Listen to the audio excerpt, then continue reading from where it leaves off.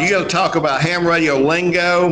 This is, if y'all want to know what the office of a prolific writer looks like, this is one example. So Don, I'm going to turn it over to you. And I've got a beautiful view of the ceiling. That's nice. So I'll talk to the ceiling. How about that? All right, we can change that. I'd rather see the ceiling. That's okay. Now we're just seeing me. Well, I like the Navy shirt. That's a good thing. I write a lot about the Navy. Well, first of all, let me say I'm going to talk about a little bit more than just lingo, but that's the primary thing I want to talk about tonight. What I really want to talk about is evangelizing about our wonderful hobby, and I'll get into that in just a few minutes. I'm a big believer, and if you fellows disagree with me, fellows and gals, I don't see any gals back there. What is this? Let's see. We have at least one. Okay, there you are. Good. I feel like we need to grow in the ranks of our hobby for a lot of very practical reasons.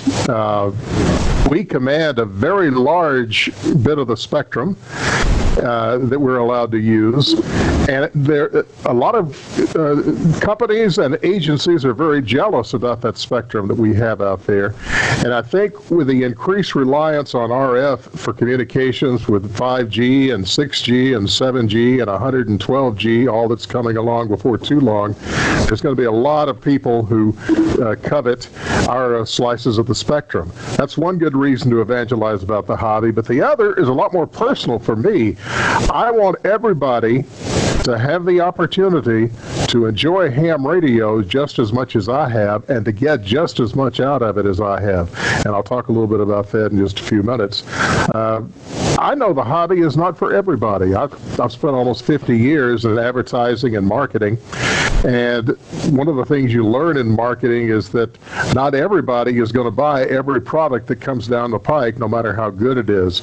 Not everybody is a good prospect to become a ham radio operator, but I want to make sure that everybody who has an interest in the hobby, and everybody who would enjoy it as much as I have for the past 58 years will have an opportunity to learn more about it, be exposed to it, and get a chance to jump in and be successful with the hobby. I got my license when I was 13 years old. Luckily, there was a rocket scientist who lived in my tiny little town in rural Alabama. Some people tell me rural Alabama is redundant, but he happened to live there, and he drove 2 hours every day to Huntsville to work with Werner von Braun. But he also was a ham, very active ham, and he felt very much about exposing everybody to the hobby as I did. He started license classes at our little high school. I got my novice, and 3 months later I got my general. Back in those days, you only had a year to get your general. Your novice would expire. So I wanted to make sure I got it before that year was up. That interest in ham radio eventually led to a long career in radio broadcasting and television and media and advertising and marketing.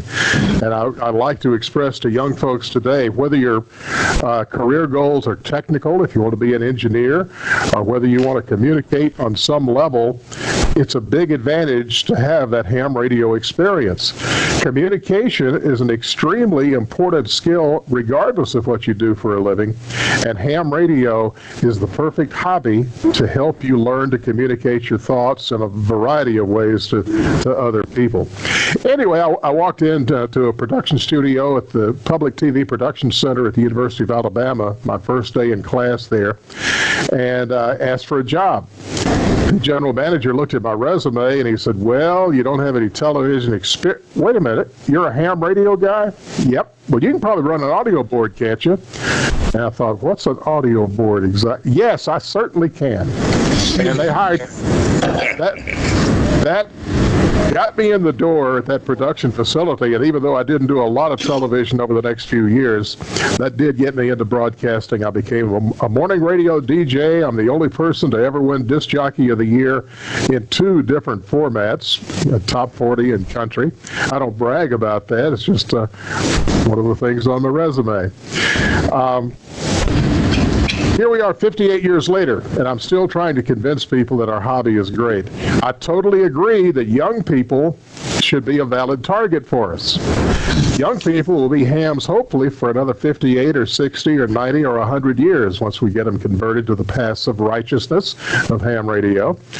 But I also believe that older folks are a prime target. Now that I are one, I understand at least a lot of old people, not me, but a lot of old people have more disposable income. They certainly have a lot more free time, and they're looking for a hobby that they can pursue all the way until they're in the wheelchair over at the home. So that makes ham radio a great potential hobby for them too, and I try to evangelize to them just as much as possible. I noticed something 4 or 5 years ago. I was sitting at my desk. At that time, I was running an ad agency, and I had my HT sitting there on the desk. And a fellow I had worked with for quite a few years walked into my office, and he turned and looked at my HT and said, "Is that a little ham radio?" I said, "As a matter of fact, it is." He said, "Well, I'm a ham. I got my license last year. I've never been on the air. I bought me a little HT sort of like that, but I've never used it because I don't really know how, but I don't know if I'm going to pursue the hobby or not." That got me thinking. Down through the years, you have and I have met a lot of people who would either think about getting a license but never got any deeper into the hobby. Or they would get a license, they would buy a little HT, and especially now when you can buy one for $35, it's got a rubber ducky antenna on it. They would somehow, if they could, manage to program a local repeater pair in there and maybe get the tone in if they were lucky. Then they would key up, try to talk to somebody, and the signal was so bad nobody could hear them, and they would get a rough time. They would take that thing and throw it in the closet, go back to the cell phone, and forget about ham radio.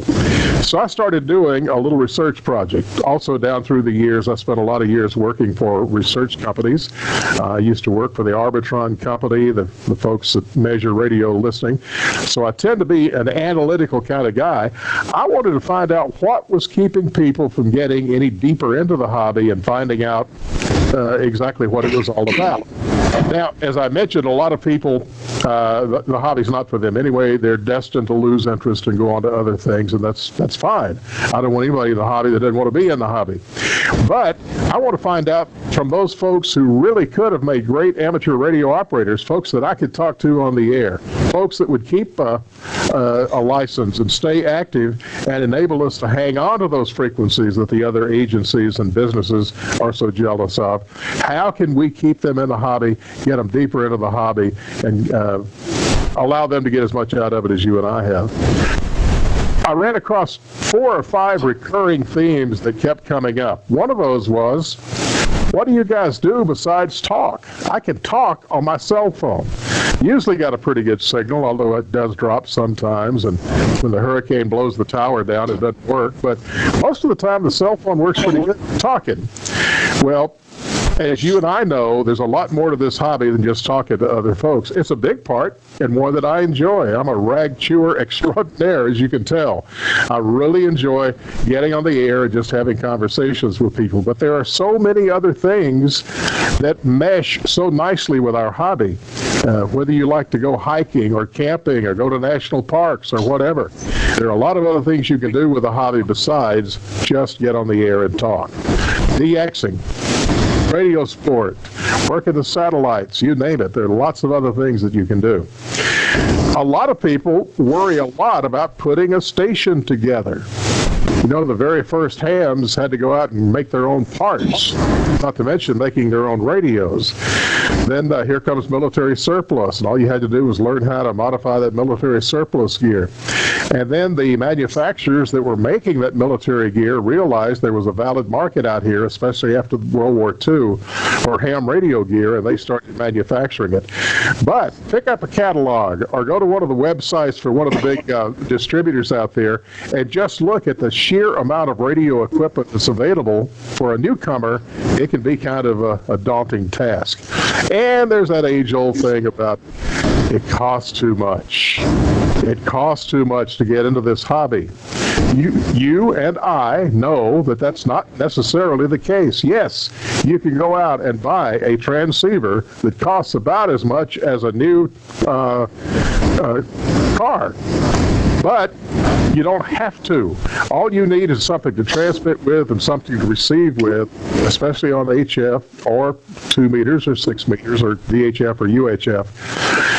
But you can get into a pretty good little transceiver for about $600. Oh, wait, $600. For me, that's 3 trips to Walmart for my wife. But think about being a golfer. What does a good golf bag and a set of golf clubs and greens fees and a membership at a club cost you? How about you bass fishermen? Have you priced a bass boat with a trolling motor and a good set of gear lately? You can get into that hobby for less than $1,000. I'd like to hear how you do it. You're probably standing on the bank with a cane pole and a cork. All pursuits can be as expensive or as inexpensive as you want them to be, and I try to inform people that if you get a little help, if you have people go with you to a ham fest, maybe buy some used gear, or if you just watch for good sales from HRO or Main Trading Company or Gigaparts or some of those guys, you can get into ham radio a lot less expensively than you can a lot of other hobbies. Another thing people worry about, and this I think we all understand, is putting up an antenna. The big advantage of that little $35 HOA or HT, even with a rubber ducky antenna, is you do have a radio that as soon as the license pops up on the FCC list and you know what your call sign is, you can key the mic and start talking, assuming you figured out how to program that baby. But you've got an antenna. You don't have to worry about putting up an antenna. People always worry about, do I have to have a tower? Do I have to have a 5-element beam? I have to have this or that or whatever. And I have to admit, to get the best experience out of the hobby, yes, an 80-foot tower with a 5-element monoband beam on 20 meters will give you the best experience, but most of us can't do that. One of the articles that I've written for eham.net, you can go on there and see it, or you can go on my website at N4KC.com. Top 5 get on the air quick antennas. And these are antennas that, unless you've got the strictest homeowner association rules in the world, or you've got really serious zoning, you can get on the air with a dipole or a G5RV or a very basic vertical antenna. There are a lot of ways that you can get an antenna up and actually get on the air. Then you start working towards something a little more advanced as you go along. Now, the reason Frank asked me to talk tonight was yet another reason I found that a lot of people shy away from diving deeper into ham radio, and that's the language. As you can imagine, any pursuit that's been around for more than 100 years, and ham radio has been around for more than 100 years, is going to develop its own jargon, its own language. For example, let's say that a new ham gets that HT and he turns it on and he somehow stumbles around and manages to get the repeater pair programmed into it by himself. He may even have the tone right, and he's able to communicate a little bit. He's close enough to the repeater that he can hear it, he can talk into it. What if he turns it on and the first thing he hears is, okay, I'm destinated here at the home QTH, and I think I'll grab me a cold 807 and see if I can work that T09 on 40 meter FT8. That'd be an all-time new one for me. Can you imagine the blank stare on his face when he hears that? Have you heard something like that? Do we still say destinated? I guess I hear that occasionally on 2 meters. I'm destinated here at the home QTH. I think I'll grab me a cold 807.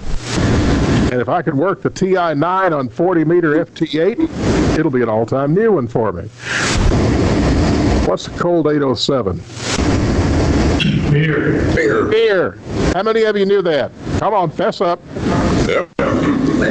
Not everybody. The TI-9. Work the TI-9 on 40 meters.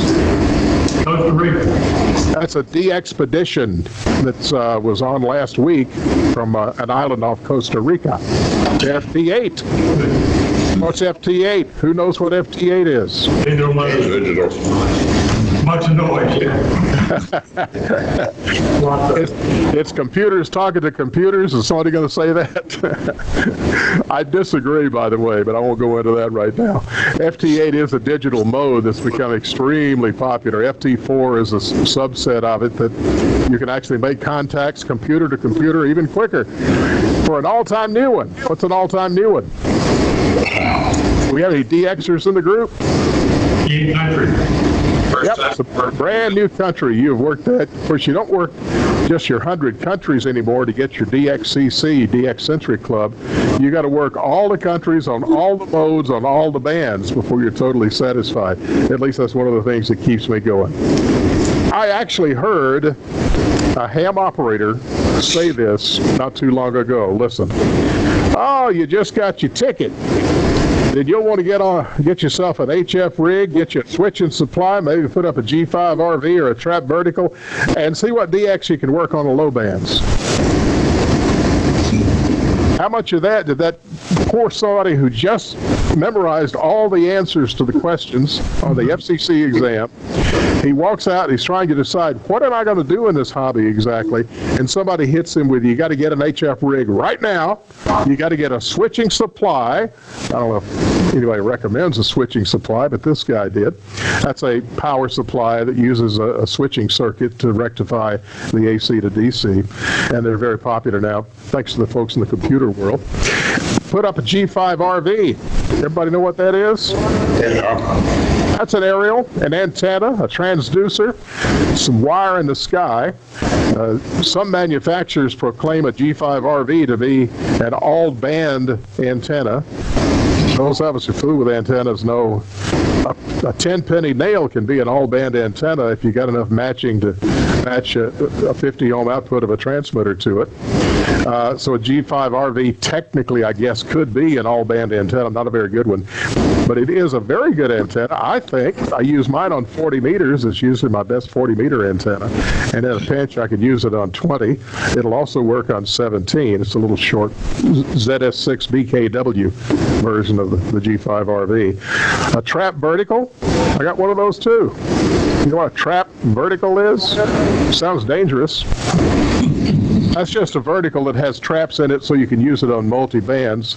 I've got an old Hustler, and sometimes that's my best antenna, even better than my beam. Here's one I heard as well. Okay, so you passed that technician exam then. Don't get stuck with a brick and a rubber ducky. Get one of them nice rice boxes and put up something off-center fed and use your CW privileges, or you'll never be a real ham.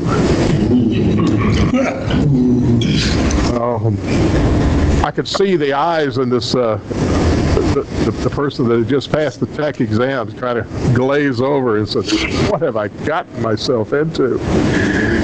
We forget sometimes that people don't know all that we know. And you know what? We don't know it all. We do not know it all. When the jargon came about, let me back up just a second and show you. That's my first ham radio book. I've published 35 books, by the way. I write about NASCAR racing. I write about college football.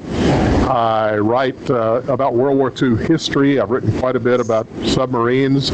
I've done a 5-book series of thrillers, Tom Clancy submarine thrillers, and SEAL, submarines and SEALs.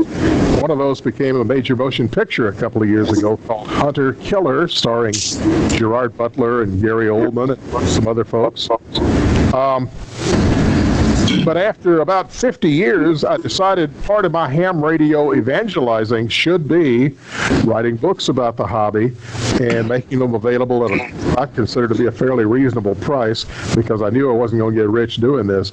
The first one I wrote, Riding the Shortwaves, Exploring the Magic of Amateur Radio, answers that question of why should I fool with a ham radio when I've got a cell phone? And it took me, 346 pages to try to answer that question. I'm a long-winded so-and-so. I decided to follow that up with the answers to some of these things that I was learning in my research project about why people don't dive any deeper into ham radio, and I wrote the book called Get on the Air Now. because I feel like if people get on the air and experience just some of the things the hobby has to offer, then they could get deeper and get a lot more out of the hobby. Such jargon was one of the important things that I kept running into that people were finding that kept them from getting any deeper into the hobby. I included a ham radio dictionary in the book. Nobody's ever done one before. I don't understand why. I also several folks suggested that I publish that dictionary separately in a size and at a price where folks can keep one next to the radio. My radio's right over here. Or you can put it in the glove box of the car. If somebody says something you don't understand, you can always take a look at it.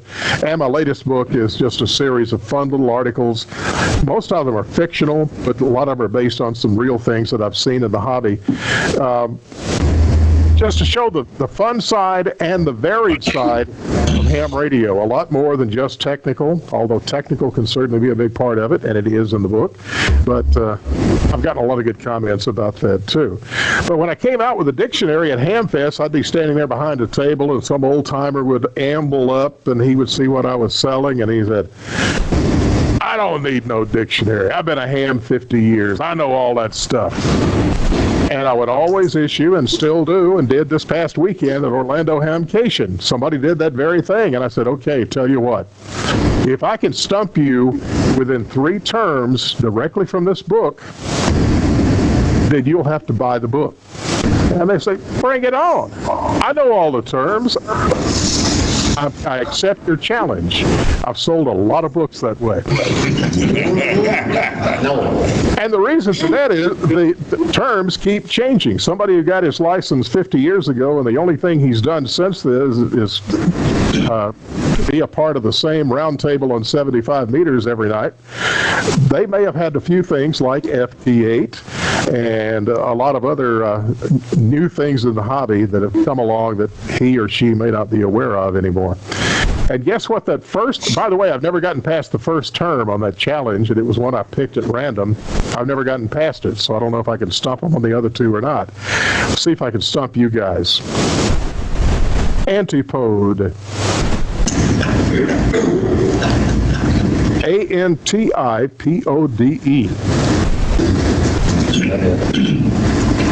Ding, ding, ding, you've all got to buy a book. The antipode is exactly the opposite point on planet Earth from where you guys are sitting right now. Why do we need to know that? Because if you're trying to get a beam heading to a station that you're trying to work, and he's exactly on the opposite side of the planet, then every way you point is going to be equal distance from where you're sitting right now or where your tower is sitting. So knowing the antipode, it could be quite interesting. Now, it really does make you got to think about propagation in various directions, too. Over the pole is not necessarily the best way for propagation, but sometimes it is. Let me hit you with another one. IRLP.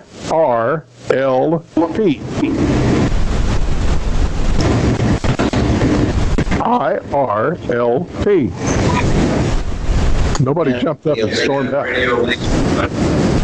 Say that again. I think you're right. Internet Radio Linking Project Protocol. Yep, it allows you to link stations, repeaters, or individual stations using VoIP with the internet. Now, that guy that's been on that same round table on 75 meters for the past 50 years may not think a lot of linking ham radio to the internet or to computers, but it's here. It is here, and you might as well accept it. I'll hit you with another one. I'm not trying to embarrass you. I mean, I might not have known some of these, and when I was writing the book and started to compile all these terms, I ran across a lot of stuff that I was hearing on the air. I had no idea what they were, and I'm a very active ham and try to keep up with all that's going on. Pardon me, by the way, if I'm rocking, I'm a rocker. It's about the only exercise I get. Here's one. MILL, M-I-L-L. I'm not talking M-I-L for mill as in military spec, or M-I-L as a very small part of something. M-I-L-L. Now, an old-timer would probably know that. It's a typewriter. What the old telegraphers used to call a typewriter. And that's what they would copy Morse code on. You guys will know this, I know, but you'd be surprised how many people don't. What's a gin pole? Oh, we used to pull up sections of towers and things? Oh, yeah. Yeah, you bracket it to the top section of the tower that you've got up. You've got a rope that runs through the top of it around a pulley, and you use that to pull the next section of tower up, or eventually the antenna that you're going to put on top up there. Here's one that may get some discussion started. Actually, there's several. How about what's your personal? What's the name? Where'd that come from? Let me. CB. But you know what? A surprising number of very active and very good ham radio operators also came from Citizens Band. What's an alligator station? Loudmouth. Yep, somebody that's all mouth and no ears. That describes me to a T, I'll tell you. Shadow talking. What is shadow talking? Echo? No? That's a good guess. Typically, the CPers use that where you've got a guy who you hear him talking to some really good DX, but you can't hear the DX at all. This guy must have a great station. Well, it turns out he's not talking to anybody. He's making the whole thing up just to impress his buddies. Here's one. Is this fun? If it's not, I'll hush and we'll do questions, but I'll look to see if I can stump you. EZNEC, Echo Zulu November, Echo Charlie. Easy Neck. Antenna modeling software. Yep. It is software that you can use to model an antenna system. I've never had much luck with it because nothing in my backyard is typical and meets the standards of whatever they're using. You can plug in things like your ground conductivity in different parts of the country, but I see the value of using modeling software in antenna design, but when you put that thing up, you got to remember that your antenna system is now not only the antenna, the feed line, the supports at each end of it, your kid's play gym in the backyard, your neighbor's metal roof, the mountain that's 5 miles away, all those are part of your antenna system. And when they allow you to plug all that into the modeling software, I'll be a big time believer, but I do use it sometimes just to kind of see what the pattern on an antenna would be that I'm going to try to put up. I love antennas. I love fooling with them. I like to put one up, and if it's better than the last one I put up, then I'll take the last one down and put something else up in its place. What I found, I even wrote an article for EHAM2, what? You only have one antenna? Because it's my belief that you will often be surprised by an antenna that will outperform another one. I mentioned that old Hustler vertical in the backyard. I've got a beam, I've got a 560-foot horizontal loop. That's one wavelength on 160 meters. And I got 5 other antennas. A bird can't fly through my backyard without risking his life. But it's often surprising when that vertical is a better antenna than the beam. Not that often, but if it helps you make the contact, that's a good thing. Here's one. Pecuniary interest. I mean, someone trying to do it for money. Yeah, somebody trying to make money out of the hobby. Right, can do it. Well, I do that. I write books and try to sell them. That allows me to go to Hamfest like Hamcation in Orlando and write it off on my income taxes. I certainly don't make enough money there to justify the hotel costs in Orlando or the 9-hour drive for Birmingham. But we are forbidden by FCC rules from pecuniary interest, that is, using our license on the air to try to make money. What I do doesn't fall under that. What the guys do who are hams that work at amateur radio stores and that sort of thing, that would not be considered pecuniary interest. But if you got on the air and said, I'll tell you what, I'll send a message to your neighbor or to your neighbor's mother-in-law in San Francisco if you'll give me $10, that's pecuniary interest. What's a pro sign? I'm pro a lot of stuff. I'd rather be pro than negative, but what is a pro sign? It's one of those things you're supposed to learn.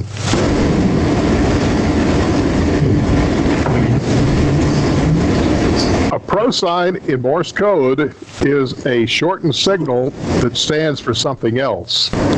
Di-di-di-da-di-da. If you work CW, you know that is SK, set as one character. Di-di-di-da-di-da. That means you're at the end of a transmission, which is another reason SK has been used as silent key. You've come to the end of your last transmission. Your key is now silent. And at my age, it's looming right out there. Did-da-did-da-dit. AR. That's also the end of a transmission. Actually, that's the end of a transmission, not the end of the whole conversation. And the simplest pro sign of all, K. You'll even hear this one on voice sometimes. Da-di-da. K. Means go ahead. I'm listening for you. Talk to me. What's a rover besides your dog? Rover. Moving stations. That's a station in a contest or for county hunters or for grid chasers or people who participate, that sort of thing. A rover is somebody who gets in the mobile and goes out and gives people contacts from all over the country. That's how county hunters are able to work every single county in the United States of America, which amazes me. That is dedication. Have you ever heard the term RSQ, Romeo, Sierra, Quebec? Have you ever heard the term RST, Romeo, Sierra, Tango? RST? RST is your readability, signal strength, and tone. That's the old standard 599. If you work at a contest, you're always 599. If you work at a DX station, he's always 599.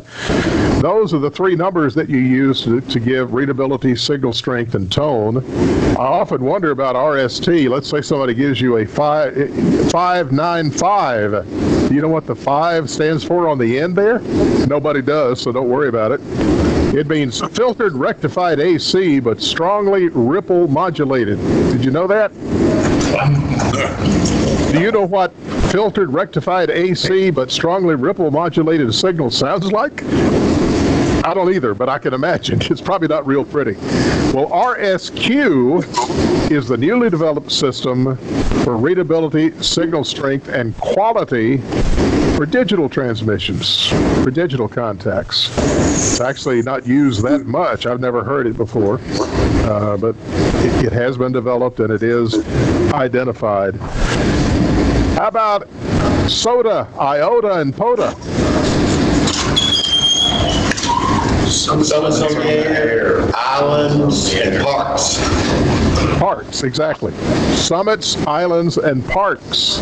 And these things have really caught fire. They're extremely popular. A lot of folks are really into summits on the air, islands on the air, and parks on the air. Putting these remote locations on the air and letting people work you just for their own personal satisfaction, for competition, or to get certificates. Suffix in ham radio. If somebody asks, I only need your suffix. First 2 letters, call sign. Everything after the number, and sometimes the number. I always give them the whole call sign again anyway. What's a third-party operator? The legal term, third-party operator. Someone talking over your station that doesn't have a license while you're presently in control of it. Yeah, an unlicensed person who is talking over your station, he can even be operating it, as long as you're a licensed operator who has privileges for the portion of the band that person's operating in, is present and technically in control of the station. What is we're almost finished here, so you guys can relax. What's a brag macro? Bragg Macro, isn't he a movie star? Starring Bragg Macro in Hunter Killer. What's a brag macro? You talking about your station over digital?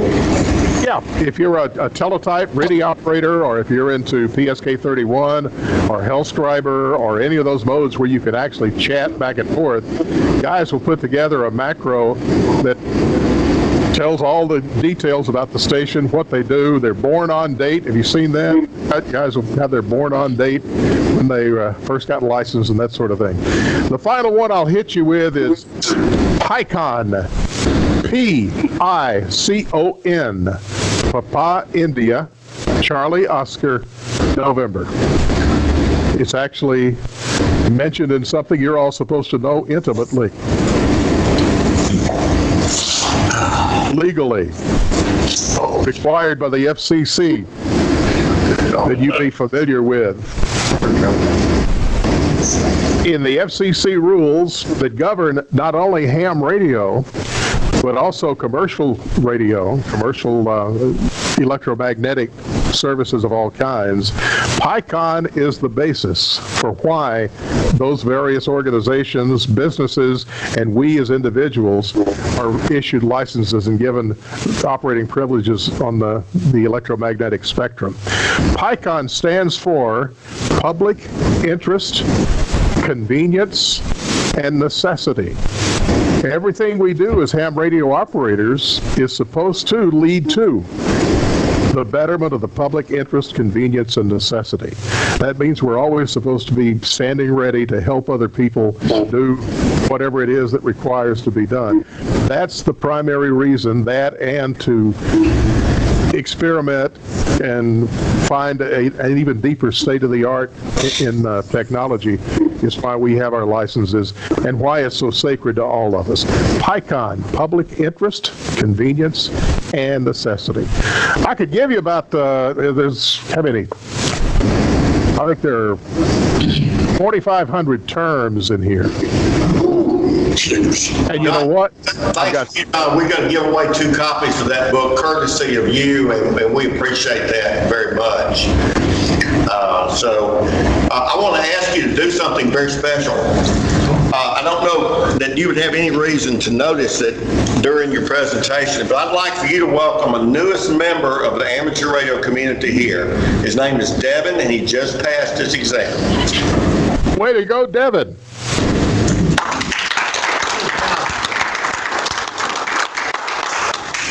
Where is Devin? Devin, if you come up to in front of the camera here so Don G can see who you are. Sit down there by that Navy guy. Yeah, so sit down by the Navy guy. You're right off the side. Hey, Devin, how old are you? 15. What got you interested in ham radio? How come you don't just fool with the phone and the Twitter? I'm a scout, and we started the merit badge in our troop, and it just seemed interesting to me. I thought I'd get my license. Well, when you get on the air, you start talking to old codgers like me and a lot of young folks too. When you're able to meet new people in new lands and discuss anything under the sun, when you start bouncing signals off the moon, when you start talking through satellites, when you have conversations with the astronauts in the International Space Station, when you talk to Joe Walsh, a member of the Eagles, good classic rock guy, and he's on the air quite a bit. You could talk to a Rock and Roll Hall of Fame member named Bob Heil, who designed the sound systems used by just about every major rock group, all the way from The Who to Frank Sinatra. He's a very active ham. Lots of interesting folks out there. You're an interesting guy, too, and I can't wait to talk to you. What class license did you pass? Technician. Good. Get that general in the next week or two, okay?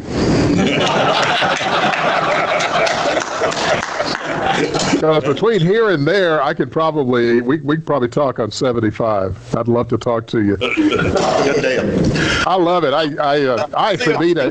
do an AM net every Tuesday morning on 75 meters. I still love AM. That's the old broadcaster coming out in me. Listen, let's see if we got any questions for Don. Does anybody in here have a question on ham lingo for Don? Or anything. Or anything, really? Yeah, could you start that completely over? I missed the whole thing in a testing session. I'd like to thank Frank for inviting me here to, Donna, I will tell you, the old one about the term 7-3 or 73s, plural, as Hiram Maxim himself used. I'm actually talking to a couple of sociolinguists who are actually thinking about whether mnemonics become new words and therefore lose their plurality of origin. So we'll see how that comes out. We may get a new view with that, but my current position is this. I say 73s, one to each of you. and I think that's fine. I think the Oxford International Dictionary agrees with you that these terms are, what do you call it? What's the technical term? Mnemonics. Yeah, mnemonics. They do become words. They absolutely do. And in that case, if you're saying best regards to a group of folks, why not 73s? So those are things, the thing to keep in mind, and you're kind of the expert. I mean, somebody who's written a book on something becomes an expert, whether they want to or not. Yeah.